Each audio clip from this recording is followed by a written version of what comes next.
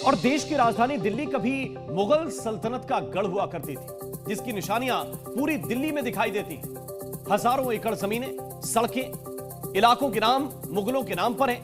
लेकिन अब औरंगजेब गैंग के इतिहास को मिटाने के लिए हिंदू संगठनों ने मोर्चा खोल दिया है। वो पूछ रहे हैं कि जिन्होंने हिंदुओं पर अत्याचार किए, मंदिर तोड़े, आज तक उनके स्मारक क्यों मौजूद हैं। इसी के खिलाफ अभियान चलाते हुए विश्व हिंदू परिषद ने बुलडोजर सर्वे शुरू कर दिया। यानी औरंगजेब गैंग की कब्रों पर खतरा मंडराने लगा है।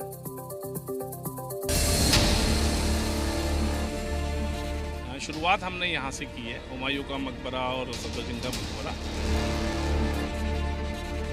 ताजमहल मिटा दो, कुतुब मीनार गिरा दो। दिल्ली में औरंगजेब गैंग के मकबरे का काउंटडाउन शुरू हो गया है।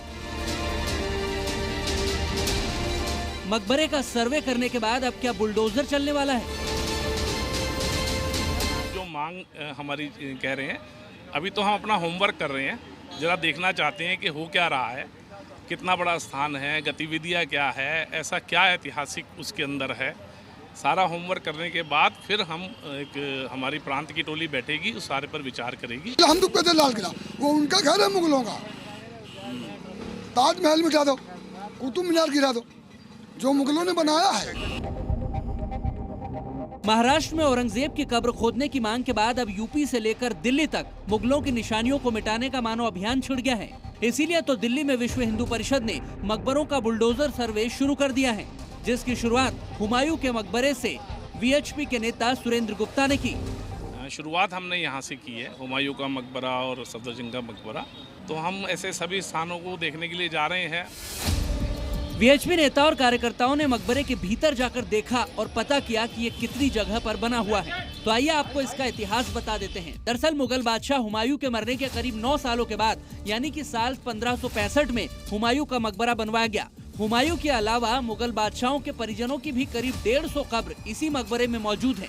30 एकड़ में बने इस मकबरे में बाबर और इशाक खां का मकबरा भी शामिल है। इतनी बड़ी जगह है तो किसी के नाम से आखिर कितनी बड़ी जगह दिल्ली के अंदर आपको देनी है, कितने बड़े स्थान का संरक्षण करना है। कोई एकड़ों में ज़मीन किसी के नाम से संरक्षित करने की आवश्यकता है क्या? और अगर वो एकड़ों में ज़मीन है तो उस ज़मीन पर बाकी भी कुछ नायक नायिकाएं आ सकते हैं क्या उस दौर के? हिंदू संगठनों के इस ऐलान से मुस्लिम मोहल्लों में तनाव है, क्योंकि भाईजान तो वीएचपी के कब्र उखाड़ने वाले बयान से ही भड़के हुए हैं। आज तो नहीं था, हुमायूं का मकबरा को खाकर फेंकना है तो बोले उसका ये लोग कहाँ के हैं भाई? पता है कि इन लोगों को पता है नहीं ये लोग कहाँ के हैं? बस बोलने के लिए आ रहे हैं ना, ये कुछ कर नहीं सकते ये लोग।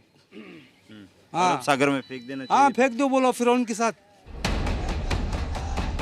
संभाजी नगर में औरंगजेब की कब्र हटाने की मांग के बाद से ये मुद्दा गरमाने लगा है। ऐसे में आपको जान लेना चाहिए कि सिर्फ दिल्ली में ही कितने बड़े मकबरे हैं। तो दिल्ली के निजामुद्दीनपुर में दूसरे मुगल बादशाह और बाबर के बेटे हुमायूं का मकबरा है।